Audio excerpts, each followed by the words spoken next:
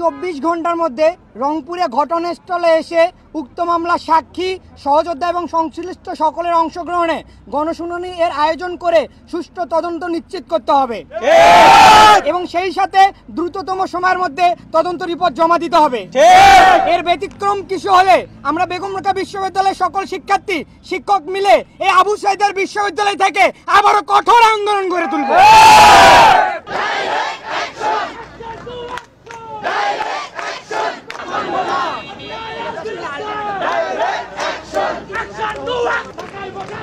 গত 2024 সালের 16 জুলাই একটি যৌক্তিক আন্দোলনরত বেগম রোকেয়া বিশ্ববিদ্যালয়ের শিক্ষার্থীদের উপর এক নৃশংস গুলি এবং হত্যাকাণ্ড চালায় পুলিশ। এতে আমাদের সহযোদ্ধা আবু সাইদ ভাই শহীদ হন এবং আহত হন আরও শতাধিক আন্দোলনকারীরা। এই পুলিশি হত্যাকাণ্ডের দৃশ্য কেবল বাংলাদেশবাসীই নয়, দেখেছে সারা বিশ্বের মানুষ। এর প্রেক্ষিতে স্বৈরাচার পতনের পর শহীদ আবু সাইদ ভাইয়ের বড় ভাই রমজান আলী বাদী হয়ে এবং আমরা সহযোদ্ধা ও প্রত্যক্ষদর্শীরা সাক্ষী হয়ে একটি মামলা দায়ের করি। এই মামলায় তদন্তের প্রাথমিক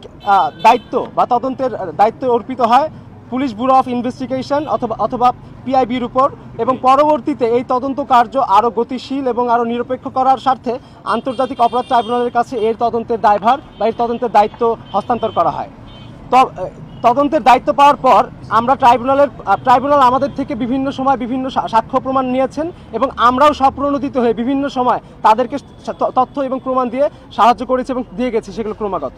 তবে তদন্তের দায়িত্ব পাওয়ার পরে ট্রাইব্যুনাল যতগুলো সংবাদ সম্মেলন করেছে সেখানে বারবার তারা খুবই সূক্ষ্মভাবে পুলিশের সম্পৃক্ততার বিষয়টিকে এড়িয়ে গেছে এবং এই হত্যাকাণ্ডের সাথে অল্প বিস্তর যারা দায়ী সেই ব্যক্তিদের সামনে উপস্থাপন করার মধ্য দিয়ে মূলত এই হত্যাকাণ্ডের যারা পরিকল্পনাকারী এবং যাদের নির্দেশে এই গুলি চালানো হয়েছে তাদের দায় মুক্তি করার একটি প্রবণতা আমরা লক্ষ্য করেছি।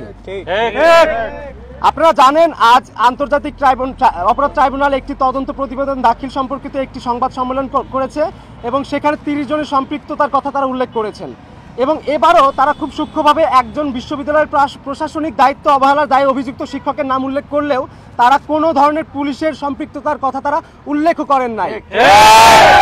কিন্তু জাতিসংঘের যে তদন্ত রিপোর্ট আছে এখানে কিন্তু পরিষ্কারভাবে লেখা আছে এটি একটি পরিকল্পিত পুলিশি হত্যাকাণ্ড। এছাড়াও গত 23 জুন আন্তর্জাতিক অপরাধ ট্রাইব্যুনালের একটি বিশেষ টিম রংপুরে এসে একটি গণশুনানির কথা থাকলেও তার আগের দিন একটি বিশেষ কারণ উল্লেখ করে এই গণশুনানি না করেই তারা আজকে বিশেষ তাড়াহুড়ার মধ্য দিয়ে তদন্ত প্রতিবেদন দাখিল করার উদ্যোগী হন।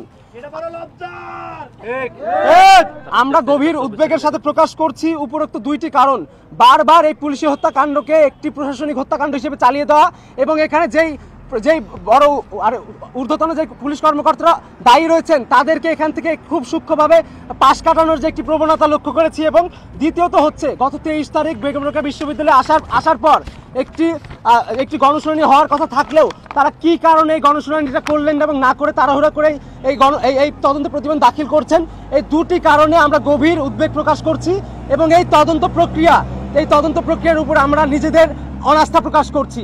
আপনাদের আবার এই তদন্ত প্রক্রিয়ার উপরে আমরা বেগম রোকেয়া বিশ্ববিদ্যালয়ের শিক্ষার্থীরা, আবু সাইদ ভাইয়ের সহযোদ্ধারা এবং রংপুরের সার্বিক মানুষ যারা এই হত্যাকাণ্ডের সাথে ওতপ্রোতভাবে জড়িত ছিল তারা এই তদন্ত প্রক্রিয়ার উপরে আমরা অনাস্থা প্রকাশ করছি।